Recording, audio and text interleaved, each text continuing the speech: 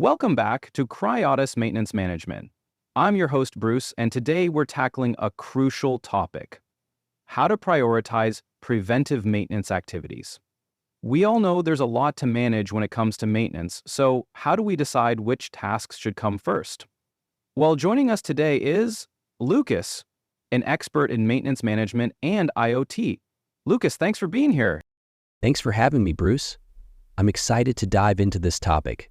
Prioritizing preventive maintenance is key to running a smooth operation. Absolutely. So, Lucas, in a large industrial setting with so many assets, how do you figure out which maintenance activities should be the top priority? Great question. First, you need to identify your critical assets. These are the pieces of equipment that, if they fail, can cause major disruptions or safety risks. After that, you can use a risk-based maintenance (RBM) approach, which takes into account two factors: probability of failure and consequence of failure. Assets that have a high probability of failure and a high consequence if they fail should be your top priority.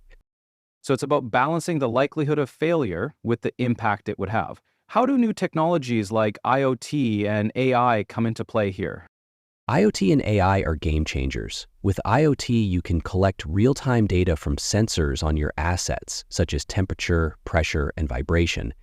AI can then analyze this data and predict potential failures before they happen.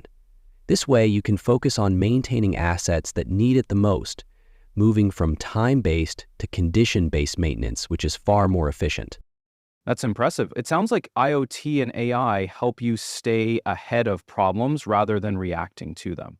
How does this affect the maintenance schedule? Exactly.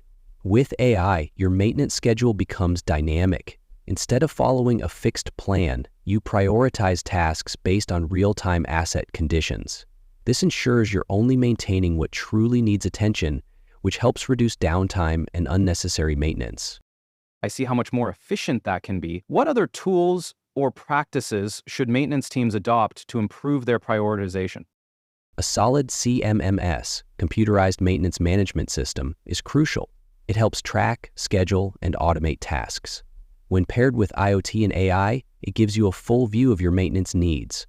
Also, fostering a culture of continuous improvement using methodologies like Six Sigma or Kaizen can help streamline processes over time. Great advice. Before we wrap up, any quick tips for maintenance managers who want to get started with prioritization? Sure.